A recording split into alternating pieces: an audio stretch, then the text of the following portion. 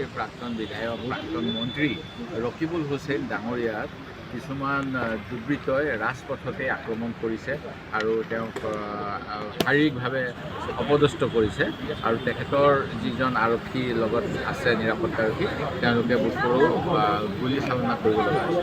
এনে ঘটনা দিনটোৰ ওপৰতে হোৱাটোৱে অসম আৰক্ষীৰ যে অপৰাধ সম্পৰ্কে কোনো জ্ঞান নাই এই কথাকে প্ৰমাণ কৰিছে। মই এই কথা এইকাৰণেই ক'ব বিচাৰিছোঁ, এজন মন্ত্ৰী বা এজন সাংসদ বা এজন বিধায়কে কোনো অঞ্চললৈ গ'লে সেই বিষয়ে আৰক্ষীক আগতীয়াকৈ অৱগত কৰে আৰু আৰক্ষীয়েও তেনেকুৱা ঘটনা সম্ভাৱ্য হ'ব পাৰে বুলি, যিহেতু যোৱা সময়ছোৱাত এই অঞ্চলসমূহত যথেষ্ট উত্তপ্ত পৰিস্থিতি হৈছিল নিৰ্বাচনক লৈ, তেওঁলোকে সষ্টম হৈ থাকিব লাগিছিল। কিন্তু আজি দেখা পালোঁ তেনেকুৱা একো ব্যৱস্থা হোৱা নাই আৰু মুখ্যমন্ত্ৰী মহোদয়ে আমাক বিধানসভাত কৈ আছে যে অসমৰ ক্ৰাইম ৰেট কমিছে, প্ৰচিকিউশ্যন ৰেট বাঢ়িছে, কিন্তু আমাৰ ইয়াতে বহুত এক্সট্ৰা জুডিচিয়েল কিলিং হয়।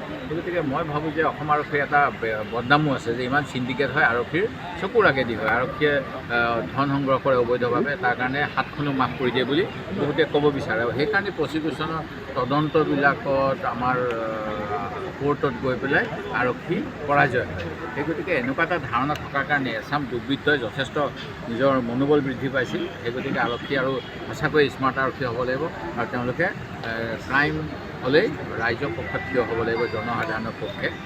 ধনৰ পক্ষত থাকিলে এনেকুৱা ঘটনা ভৱিষ্যতে হ'ব পাৰে।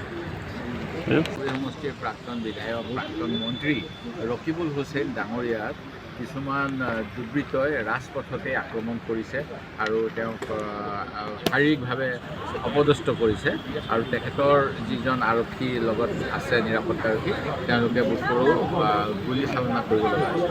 এনে ঘটনা দিনটোৰ ওপৰতে হোৱাটোৱে অসম আৰক্ষীৰ যে অপৰাধ সম্পৰ্কে কোনো জ্ঞান নাই এই কথাকে প্ৰমাণ কৰিছে। মই এই কথা এইকাৰণেই ক'ব বিচাৰিছোঁ, এজন মন্ত্ৰী বা এজন সাংসদ বা এজন বিধায়কে কোনো অঞ্চললৈ গ'লে সেই বিষয়ে আৰক্ষীক আগতীয়াকৈ অৱগত কৰে আৰু আৰক্ষীয়েও তেনেকুৱা ঘটনা সম্ভাৱ্য হ'ব পাৰে বুলি, যিহেতু যোৱা সময়ছোৱাত এই অঞ্চলসমূহত যথেষ্ট উত্তপ্ত পৰিস্থিতি হৈছিল নিৰ্বাচনক লৈ, তেওঁলোকে সষ্টম হৈ থাকিব লাগিছিল। কিন্তু আজি দেখা পালোঁ তেনেকুৱা একো ব্যৱস্থা হোৱা নাই আৰু মুখ্যমন্ত্ৰী মহোদয়ে আমাক বিধানসভাত কৈ আছে যে অসমৰ ক্ৰাইম ৰেট কমিছে, প্ৰচিকিউশ্যন ৰেট বাঢ়িছে, কিন্তু আমাৰ ইয়াতে বহুত এক্সট্ৰা জুডিচিয়েল কিলিং হয়। গতিকে মই ভাবোঁ যে অসম আৰক্ষীৰ এটা বদনামো আছে যে ইমান চিণ্ডিকেট হয়, আৰক্ষীৰ চকুৰ আগেদি হয়, আৰক্ষীয়ে ধন সংগ্ৰহ কৰে অবৈধভাৱে, তাৰ কাৰণে হাতখনো মাফ কৰি দিয়ে বুলি বহুতে ক'ব বিচাৰে আৰু সেইকাৰণে প্ৰচিকিউশ্যনৰ তদন্তবিলাকত আমাৰ কোৰ্টত গৈ পেলাই আৰক্ষী পৰাজয় হয়। সেই গতিকে এনেকুৱা এটা ধাৰণা থকাৰ কাৰণে এচাম দুৰ্বৃত্তই যথেষ্ট